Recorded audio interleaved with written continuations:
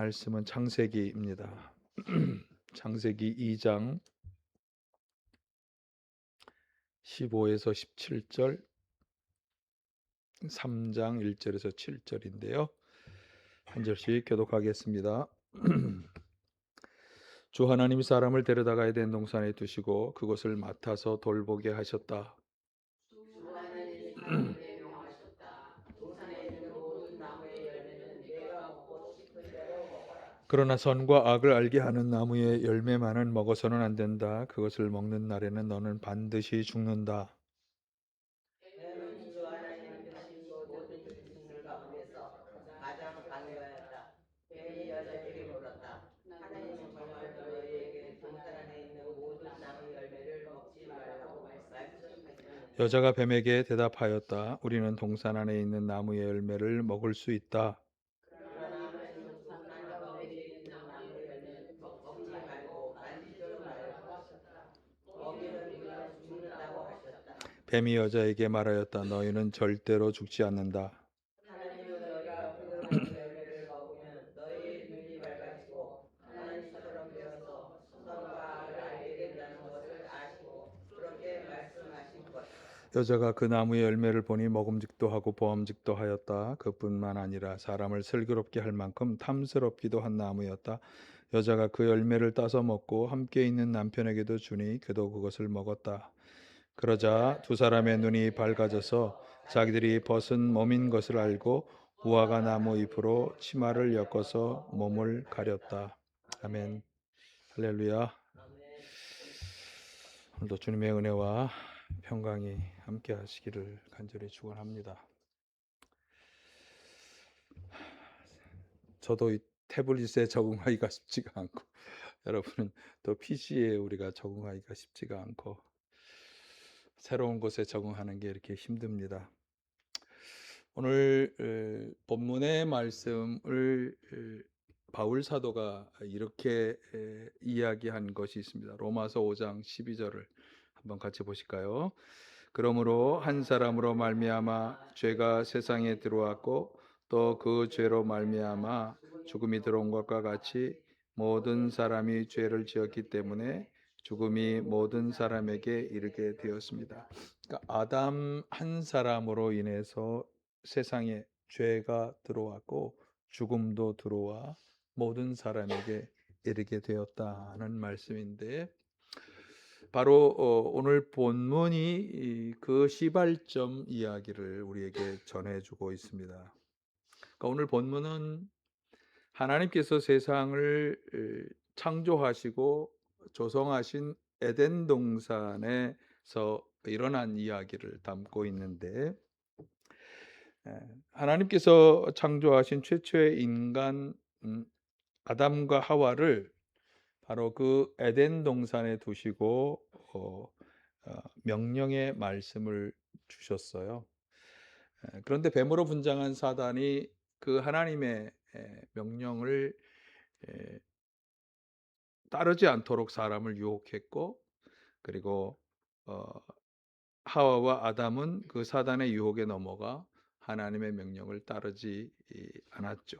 그리고 이 불순종의 결과 아담과 하와는 하나님의 저주를 받고 에덴 동산에서 쫓겨나고야 말았고, 그들의 그 저주와 그들이 받은 저주와 죄는 원죄가 되어서 모든 인류에게 전해 내려오게 되었습니다.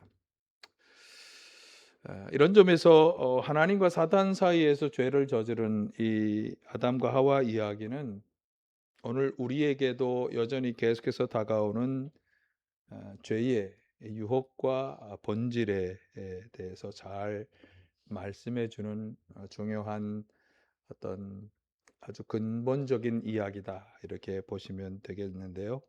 사순절을 시작하면서 오늘 이 이야기를 통해 우리에게 주시는 교훈을 함께 생각해 보고자 합니다. 그러니까 세상과 인간을 창조하신 하나님이 에덴 동산을 일구셨는데 2장 8, 9절에 보면 그 동산은 보기에도 아름답고 먹기에 좋은 열매를 맺는 온갖 나무들이 자라는 곳이었어요. 그리고 그 동산 한가운데 이제 생명나무와 선악을 알게 하는 나무를 자라게 하신 것이죠. 그리고 사람을 데려다가 이제 그것을 돌보게 하신 것입니다. 그리고 어 그 사람은 그 에덴 동산을 맡아 돌보면서 동산에 있는 모든 나무 열매를 다 먹고 싶은 대로 15, 16절 마음대로 다 먹도록 그렇게 해 주신 것입니다. 사실 이것은 창세기 1장 26절 이하에 세상을 창조하시고 사람을 창조하신 후에 하나님이 인간을 축복하셨던 그 이야기를 보여주는 중요한 샘플이에요. 거기 보면 세상을 창조하시고 또 사람을 창조하신 하나님은 하나님의 형상대로 인간을 창조하시고 인간에게 이런 복을 주셨죠. 28절에 보면 생육하고 번성하여 땅에 충만하라, 땅을 정복하여라, 바다의 고기와 공중의 새와 땅 위에 살아 움직이는 모든 생물을 다스려라, 이렇게 말씀하시면서 거기 곧 이어서 29절에 보면 온 땅 위에 있는 씨 맺는 모든 채소와 씨 있는 열매를 맺는 모든 나무를 인간의 먹거리로 준다고 그렇게 말씀하셨어요. 그러니까 에덴 동산은 그러니까 하나님이 약속하신 이것이 그대로 잘 이루어지도록 어, 되어진 아주 중요한 샘플과 같은 그런 곳이었다, 이렇게 보시면 되겠어요. 자, 이 이야기를 진행하기 전에 우리가 여기서 꼭 잊지 말아야 할 것은 이 모든 것을 하나님이 먹거리로 주셨는데, 그런데 오늘 본문 15절에 보면 그것을 먹거리로 주셨을 뿐만 아니라 잘 돌보도록 맡겨 주셨다, 그런 책임을 주셨다라고 하는 사실이에요.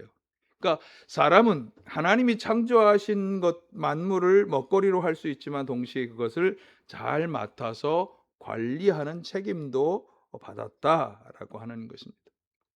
그래서 땅을 정복하라, 뭐 다스려라, 이런 말씀을 사람들이 생각할 때 정복하라라고 하는 말씀이 사실은 인류 역사에서 굉장히 부정적으로 사용이 되어 와서 인간의 유익을 위해 마음대로 자연을 파괴하는 일을 저질러 왔는데, 그렇게 해도 된다는 것으로 절대로 오해하지 말아야 한다. 그러니까 자연 만물은 이용하고 파괴해도 되는 대상이라기보다는 어떤 대상? 잘 돌보아야 하는 그런 대상인 거예요. 하나님께서는 세상을 창조하시고 사람을 창조하시면서 바로 그러한 책임과 사명을 인간에게 주신 것입니다. 그래서 이 에덴 동산의 이야기를 포함해서 하나님의 세상을 창조하신 창조 이야기는 하나님은 창조주시고, 그리고 우리는 그 하나님의 피조물이라는 것을 무엇보다 명확히 말씀해 주면서 창조주 하나님께서는 우리 인간을 축복해 주셨는데, 축복해 주신 것뿐만 아니라 동시에 자연 만물을 잘 돌보도록 하는 책임도 주셨다. 그래서 우리 인간은 창조주 하나님과 아주 밀접한 관계 안에서 살아가야 하는 피조물이다. 이것을 무엇보다 먼저 분명하게 우리가 알아야 하는 것입니다. 또 하나 오늘 본문에서 주목할 것은 먼저 9절에 보면 에덴 동산 한가운데 생명나무와 선과 악을 알게 하는 나무를 자라게 하셨다라고 하는 사실을 좀 주목해 보아야 하는데, 그리고 오늘 16, 17절에서 이렇게 명령하셨죠. 보실까요? 주 하나님이 사람에게 명하셨다. 동산에 있는 모든 나무의 열매는 내가 먹고 싶은 대로 먹어라. 그러나 선과 악을 알게 하는 나무의 열매만은 먹어서는 안 된다. 그것을 먹는 날에는 너는 반드시 죽는다. 자, 동산 안에 있는 모든 나무의 열매를 다 먹을 수 있지만 선과 악을 알게 하는 나무의 열매만은 먹지 말라. 그것을 먹으면 죽는다. 이렇게 경고하신 것이. 자, 먼저 왜 동산의 중앙에 이 두 나무, 생명나무, 선악과 나무를 두셨을까? 그리고 또 선악과를 먹지 말라고 제한을 두신 이유는 무엇일까? 이런 의문을 가지게 되는데, 자, 우선 생명나무는 말 그대로 생명을 주는 나무예요. 근데 3장 22절을 보면 그 생명나무는 어떤 그 생명을 주는 열매는 어떤 역할을 하느냐?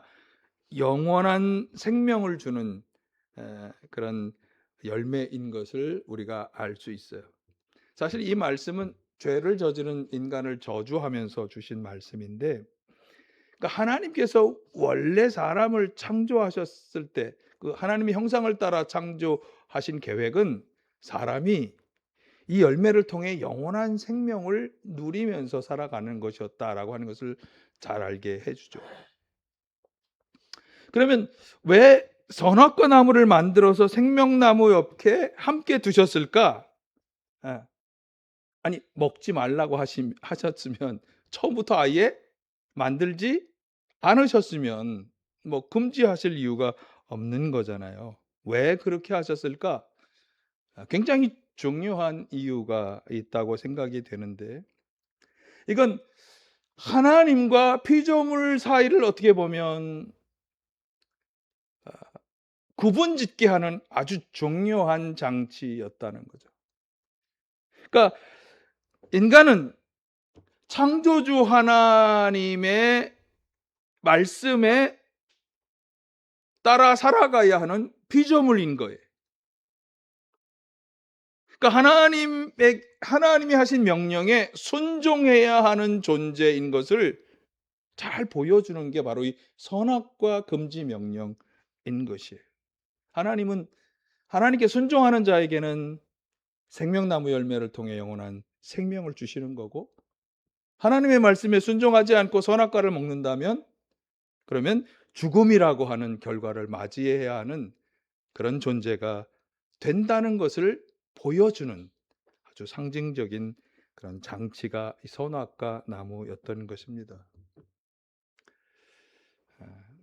그런데 여기서 우리가 또 주목해야 하는 것은 피조물 인간에게 그걸 선택할 수 있는 자유를 주셨다는 거예요.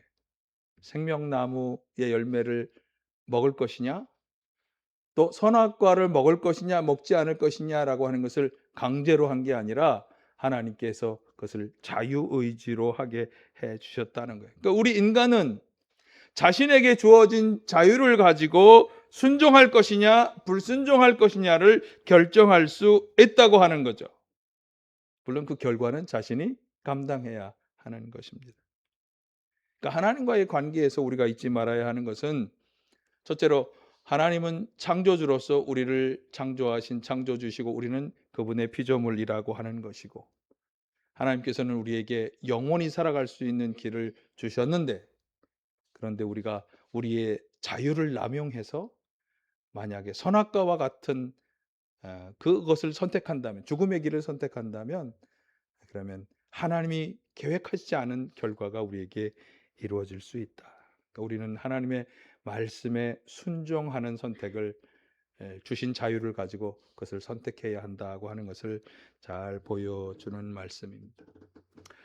3장의 말씀은 이제 뱀으로 분장한 사탄과 인간의 관계를 잘 보여주는데, 자, 뱀과 여인의 대화를 한번 보실까요? 1, 3절. 뱀은 주 하나님이 만드신 모든 들짐승 가운데 가장 간교하였다. 뱀이 여자에게 물었다.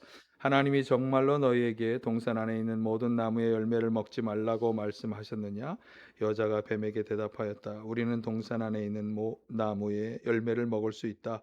그러나 하나님은 동산 한가운데 있는 나무의 열매는 먹지도 말고 만지도 말라고 하셨다. 어기면 우리가 죽는다고 하셨다. 왜 저만 읽죠? 같이 읽자고 그랬는데. 자, 이 말씀을 가만히 보면, 처음부터 다시 비춰주세요. 뱀은 하나님의 말씀을 의도적으로 바꾸고 있어요.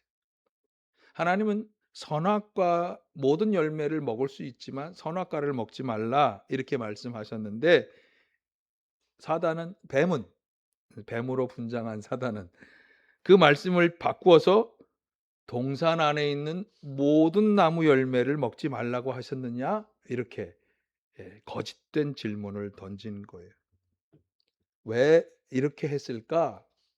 아마도 이것은 먹지 말라고 금지하신 그 열매를 먹고 싶어 하는 여인의 욕망을 자극하기 위한 것이 아니었을까? 우리 인간은 금지된 것을 자꾸 바라보는 욕망이 있다는 거죠. 예. 그걸 자극하기 위해서 이렇게 "그럼 전부 다 먹지 말라고 하신 거 아니야?" 이런 점에서 사단은 거짓말하는 자, 진리를 왜곡시키는 자이고요.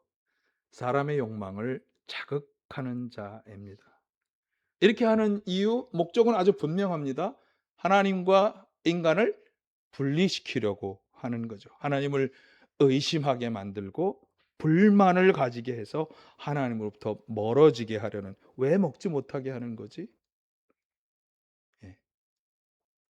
그런 불만을 가지게 하여서 하나님으로부터 멀어지게 하려는 목적인 것입니다. 지금 여자 하와는 이런 사단의 의도에 말려 들어갔어요. 사단의 말에 그녀가 대답하는 대답을 보면 그녀가 가진 욕망을 드러내 주는데 하나님의 말씀을 과장하고 있어요. 하나님께서는 선악과를 먹지 말라고 말씀하셨는데 그녀는 먹지도 만지지도 말라고 하셨다고 말하면서 먹고 싶고 만지고 싶은 욕망을 드러내고 있습니다. 자, 그래서 4, 5절에 보면 뱀이 더 노골적으로 이렇게 말하죠. 보실까요? 4, 5절. 뱀이 여자에게 말하였다. 너희는 절대로 죽지 않는다. 하나님은 너희가 그 나무 열매를 먹으면 너희의 눈이 밝아지고 하나님처럼 되어서 선과 악을 알게 된다는 것을 아시고 그렇게 말씀하신 것이다. 선악과를 먹으면 죽을 거라고 하나님이 말씀하셨는데, 그런데 그 말씀과는 정반대로 아니야, 죽지 않을 거야 라고 말하면서 하나님에 대한 신뢰를 무너뜨리려고 하고 있어요. 불신의 마음을 불러일으키고 있는 거죠. 그리고 하나님처럼 될 것이라고 유혹합니다. 이 눈이 밝아져서라고 하는 것은 그 뒤에 보면 선과 악을 알게 되는 분별력을 가지게 되는 것을 말하는데, 사단은 바로 이게 하나님처럼 되는 것이라고 말하고 있어요. 유혹입니다. 하나님처럼 된다는 유혹.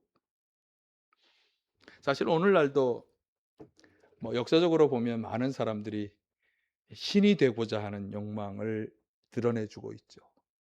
신이 되고자 하는, 다른 사람의 위에 신처럼 군림하는 존재가 되고자 하는 욕망. 그래서 하나님처럼 된다는 건 피조물에게 아주 강력한 유혹이에요. 그럼 하나님처럼 된다는 이 유혹은 왜 문제가 되느냐? 그러니까 더 이상 하나님의 도움과 보호가 필요 없이 자기 혼자 모든 것을 독립적으로 판단하고 분별하는 자립적 존재가 될 수 있다는 유혹. 나는 이제 하나님이 필요가 없어. 나는 이제 스스로 모든 것을 판단하고 자립할 수 있는 존재야 라고 하는 것을, 너는 그런 사람이야 라고 유혹하는 것입니다. 하나님처럼 될 것이다. 물론 이건 유혹이고 거짓말이에요. 7절을 보면 선악과를 먹은 결과 그들은 눈은 밝아졌는데 오히려 수치를 알게 되고, 그래서 스스로 몸을 가리고 있어요. 그리고 숨기까지 하죠. 그러니까 하나님처럼 된 것이 아니라 피조물로서의 한계를 느끼고 한계를 깨닫게 되고 두려움과 수치를 느끼고 도망하는 그런 사람이 된 거예요. 그러니까 뱀의 유혹에 넘어간 결과는 오히려 하나님으로부터 멀어지게 되었다, 이렇게 말할 수 있겠습니다. 사단의 본질은 무엇입니까? 진리를 말하는 자가 아니라 거짓을 말하는 자, 인간의 욕망을 자극하여서 하나님께 불순종하게 만들고 결국 하나님으로부터 멀어지고 하나님으로부터 분리되게 하는, 수치와 두려움 속에 살아가게 하는 존재가 사단이다. 여러분, 이 사단의 본질을 잘 알고 유혹을 이겨야 할 줄로 믿습니다. 그런데 결국 하와는 그 유혹에 넘어가죠. 자, 6, 7절을 다시 보실까? 6, 7절. 여자가 그 나무의 열매를 보니 먹음직도 하고 보암직도 하였다. 그뿐만 아니라 사람을 슬기롭게 할 만큼 탐스럽기도 한 나무였다. 여자가 그 열매를 따서 먹고 함께 있는 남편에게도 주니 그도 그것을 먹었다. 그러자 두 사람의 눈이 밝아져서 자기들이 벗은 몸인 것을 알고 무화과 나무 잎으로 치마를 엮어서 몸을 가렸다. 사단과 대화하면서 하와에게 생긴 것은 사단에게 틈을 내주었다라고 하는 사실이에요. 뱀의 유혹에 말을 기울이다 보면 넘어가는 거예요. 그녀는 자기 내면에 욕망을 눈뜨게 되었어요. 욕망을 사단의 말은 그녀의 욕망을 일깨웠어요. 그래서 그녀의 눈에 선악과가 어떻게 보였어요? 먹음직하고 보암직하고 탐스럽게 보였다. 그렇게 기록하고 있죠. 그러니까 욕망에게 마음의 자리를 내준 그녀에게는 지금 당장 먹어야 하는 것으로, 그러니까 하나님의 명령, 하나님의 말씀은 다 사라지고 지금 당장 먹어야 하는 것으로, 그래서 선악과를 따먹었고 결과적으로 하나님의 명령을 어기게 되었어요. 여러분, 사단과 가까이 한다, 사단의 유혹에 우리의 마음을 열어주는 순간 그 유혹은 우리의 마음을 완전히 차지하고 하나님으로부터 멀어지게 하는 결과를 가져온다. 이것을 기억하시기를 바랍니다. 그런데 유혹이 오는 것을 어떻게 할 수는 없어요. 그러니까 우리의 생각 속에 유혹이 지나가는 건 어떻게 할 수가 없어요. 근데 그 유혹을 붙잡는 건 나의 의지야. 유혹이 내 마음에 자리를 차지하게 하고 내 마음에 자리를 내주는 건 나의 의지예요. 여러분, 유혹에게 지지 않기를 간절히 축원합니다. 그런데 유혹에 넘어가 하나님께 불순종했던 하와는 그것으로 끝나지 않았어요. 남편에게도 선악과를 주어 함께 먹게 되었어요. 죄는 전염성이 있다는 것을 잘 보여줍니다. 자기 혼자로 끝나는 게 아니라 주변의 사람들에게로 전파되는 속성을 가지고 있다고 하는 거죠. 그러니까 아담의 죄가 후손에게 이어지는 원죄가 되었다는 것이 바로 여기에서 자꾸 전파되니까 전파되고 후손들에게 내려가고, 결국 아담은 하와의 불순종의 죄를 지적하고 돌이켜야 했지만 그렇게 하지 않고 거기에 동조함으로써 후손들에게 죄를 물려주는 원죄의 당사자가 되었습니다. 우리는 아담의 원죄라고 그러지 하와의 원죄라고 그러지 않죠. 아담이 그런 당사자가 되는 것입니다. 자, 그러면 아까도 잠깐 얘기했습니다. 5절에서 뱀이 말한 것처럼 이제 아담과 하와의 눈이 밝아져 하나님처럼 되었을까? 7절을 보면 그들은 자기들이 벌거벗은 몸인 것을 깨닫고 몸을 가리고 있어요. 하나님처럼, 진짜 하나님처럼 되었다면 몸을 가릴 이유가 어디가 있어요? 그렇잖아요. 그런데 눈이 밝아진 결과 그들은 오히려 수치를 알게 되었고, 벌거벗은 몸을 의식하지 않던 순수한 상태에서 이제는 수치와 잘못을 인식하고 그것을 가려야 한다는 생각을 하는 존재가 된 것입니다. 또 게다가 하나님의 8절에 보면 하나님의 기척을 듣자 하나님을 피하여 숨게 되었죠. 그러니까 하나님처럼 되는 게 아니라 하나님을 피하여 숨는 존재가 된 거예요. 하나님을 두려워하는 마음을 가지고 피하는 존재. 이게 불순종의 죄가 불러온 결과라는 것을 우리가 기억해야 합니다. 죄는 하나님을 두려워하게 하고 하나님으로부터 멀어지도록 만드는 것입니다.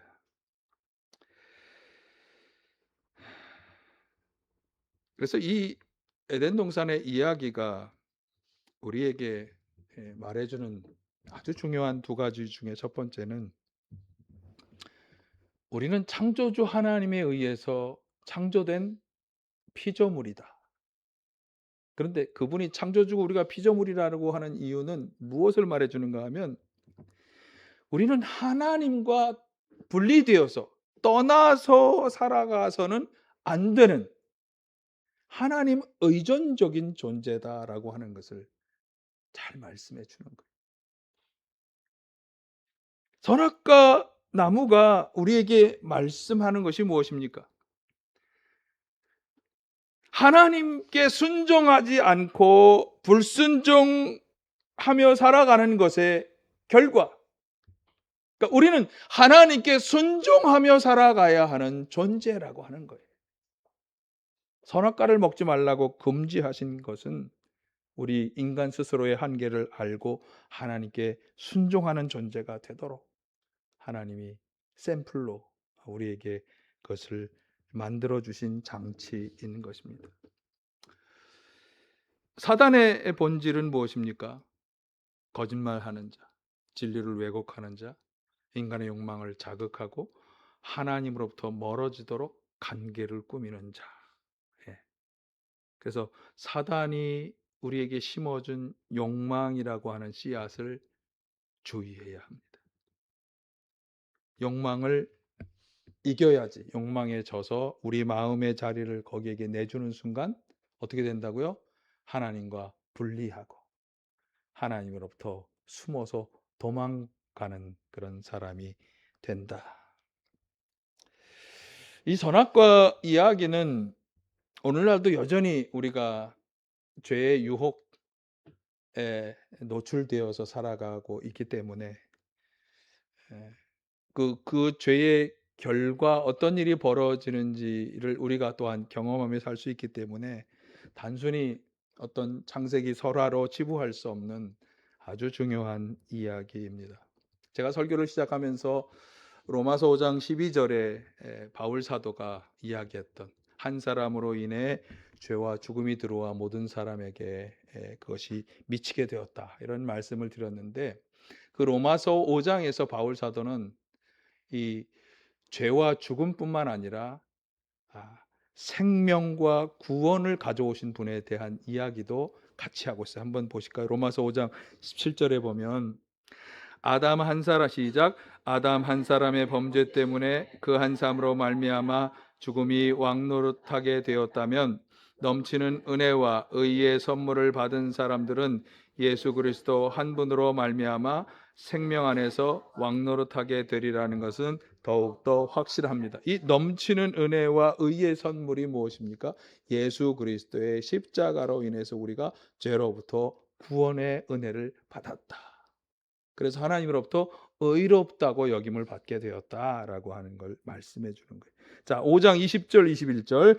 죄가 많은 곳에 은혜가 더욱 넘치게 되었습니다. 그것은 죄가 죽음으로 사람을 지배한 것과 같이 은혜가 의를 통하여 사람을 지배하여 우리 주 예수 그리스도로 말미암아 얻는 영원한 생명에 이르게 하려는 것입니다. 아담을 통해 죽음이 들어왔다면 예수 그리스도를 통해 하나님이 우리에게 주신 것은 영원한 생명에 이르게 된다라고 하는 것이죠.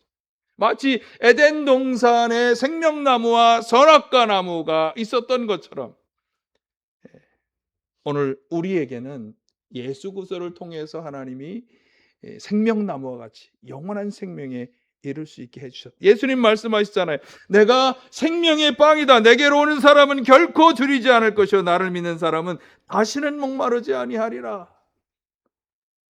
11장 25, 26절 같이 보실까요? 시작. 나는 부활이요 생명이니 나를 믿는 사람은 죽어도 살고 살아서 나를 믿는 사람은 영원히 죽지 아니할 것이다. 내가 이것을 믿느냐? 이것을 믿으십니까? 믿으십니까?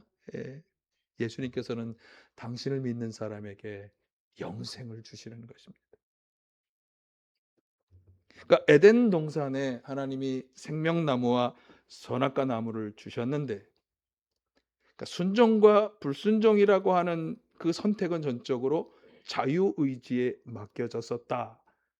그것과 똑같이 오늘날 우리에게 이 사단의 죄와 유혹은 여전히 다가오고 있는데, 하나님께서는 오늘날 우리에게도 똑같이 자유롭게 선택할 수 있는 의지를 주신 거예요. 죄의 유혹에 넘어가 죄를 짓고 살아갈 것이냐, 아니면 영원한 생명을 주는 예수 그리스도를 선택하여 그분에게 순종하며 살아갈 것이냐. 창조주로서 우리는 하나님께 순종해야 하는 피조물이라고 했는데 하나님은 여전히 우리에게 너무나 많은 자유를 주셨어요. 자유롭게 선택할 수 있는 그런 너무나 중요한 선택이 죽음이냐 생명이냐. 로마서 8장 1, 2절은 이렇게 말씀합니다. 그리스도 예수 안에 있는 사람들은 정죄를 받지 않습니다. 같이 하실까요? 시작. 그리스도 예수 안에 있는 사람들은 정죄를 받지 않습니다. 그것은 그리스도 예수 안에서 생명을 누리게 하는 성령의 법이 당신을 죄와 죽음의 법에서 해방하여 주었기 때문입니다. 예수님을 믿고 예수님 안에서 살아가는 사람들에게는 성령의 법이, 성령의 도움이 함께하여서 죄와 죽음에서 해방하여 준다. 여러분, 예수님 안에서 성령의 도움을 힘입어 욕망과 죄의 유혹을 다 이기고 하나님에게 순종하며 생명을 얻는 이 생명의 길을 다 걸어가시기를, 사순절에 다시 한번 이것으로 사순절 절기를 잘 묵상하며 지내시기를 간절히 축원합니다. 사랑의 아버지 하나님,